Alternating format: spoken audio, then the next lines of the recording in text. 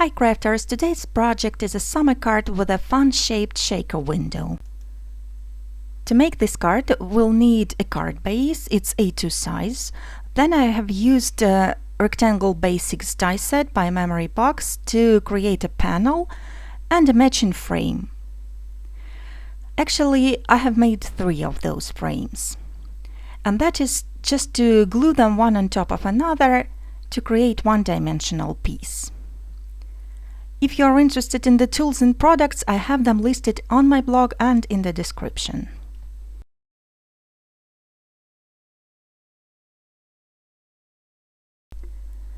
Now I will place my frame on top of the panel without sticking it, and that is to find the position for the sentiment.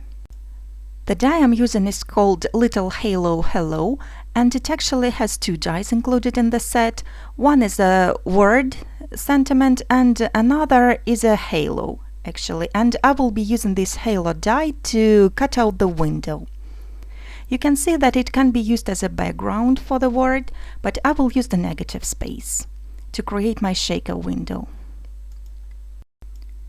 Next, I'll be using the 3 flower dies by Poppy Stems. They are Dandelion Stem, Ragged Daisy, and Blooming Poppy.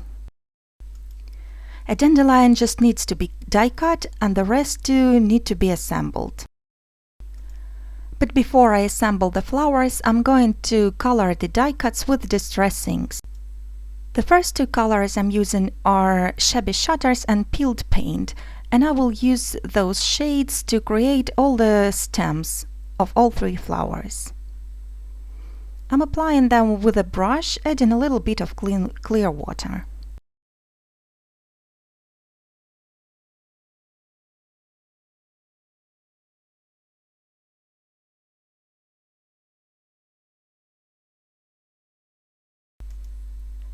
To color the stamens, I'm going to introduce another color, which is Scattered Straw. So I'm covering the stamens with this color, and then I'm adding the greens that I already have on my palette. Then I'm going to color the petals of the daisy as well as the center with the same Scattered Straw color, and then add some vintage photo for the shading.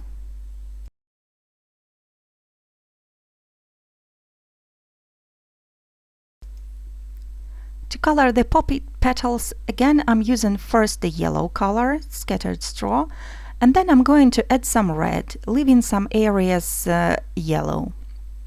You see, I'm trying to use as little colors as possible, and I'm trying to apply the same colors on all the flowers.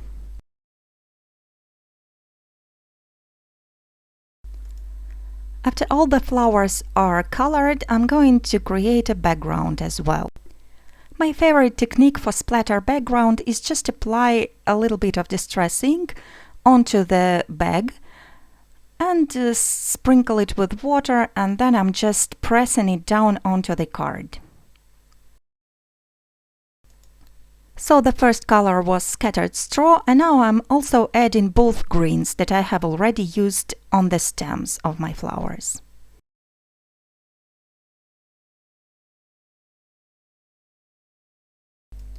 Now I'm going to assemble a daisy, so I'm just sticking a stem and a flower center.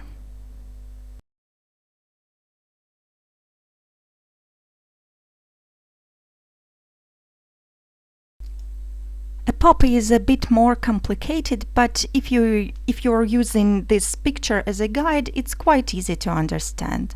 So first I'm sticking the stamens onto this petal, and then I will assemble all the petals together.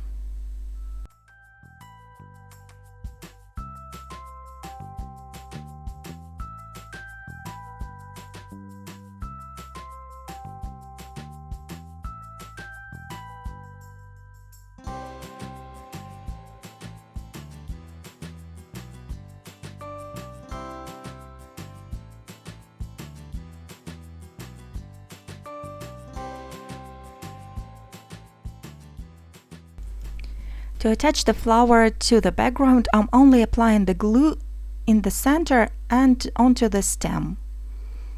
And then I'm going to trim the stem that goes across the frame. because the frame should be completely open. So what I will do, I will stick the bottom of the stem below the frame and again trim off the excess. And I will repeat exactly the same process with the daisy. I had to trim off the leaves as well, but I will stick them back separately.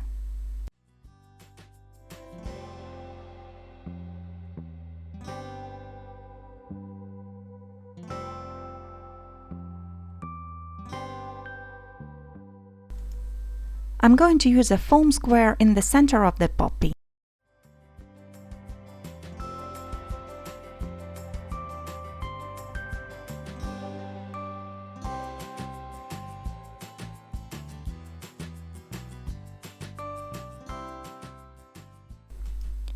Next, I'm applying tape adhesive all around the window at the wrong side to stick a piece of acetate on top.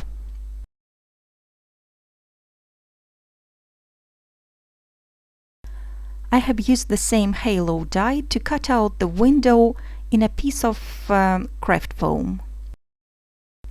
You can see I have applied adhesive all over the panel, and now I'm going to align the window in a foam with a window on a panel and stick it down.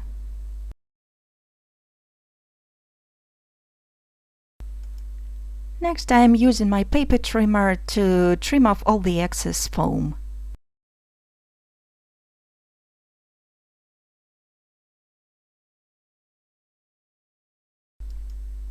Now I can attach the die-cut wart on top of the window. The glue in the needle applicator bottle is Ranger Multi-Medium Matte.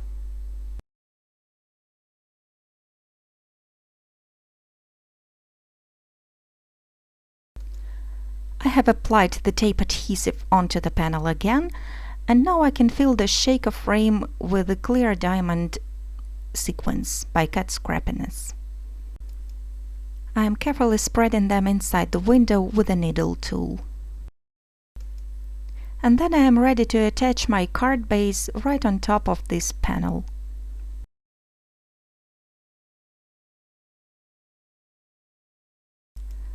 The card is nearly finished, I just have to attach the frame I've made at the very beginning. You know, I'm a bit obsessed with frames and I just can't feel I have finished the card before I put the frame on it.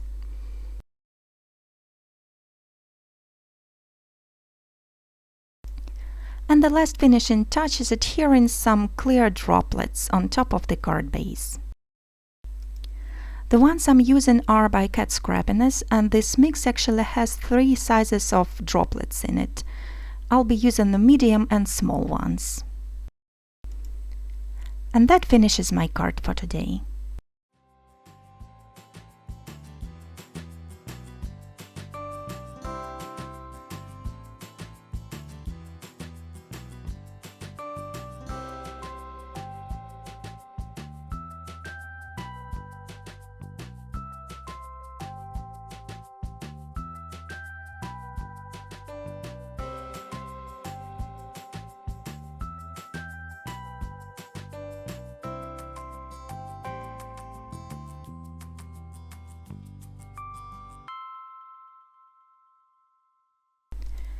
Thank you for watching this tutorial. If you are looking for more inspiration, here are a couple of projects that you might like.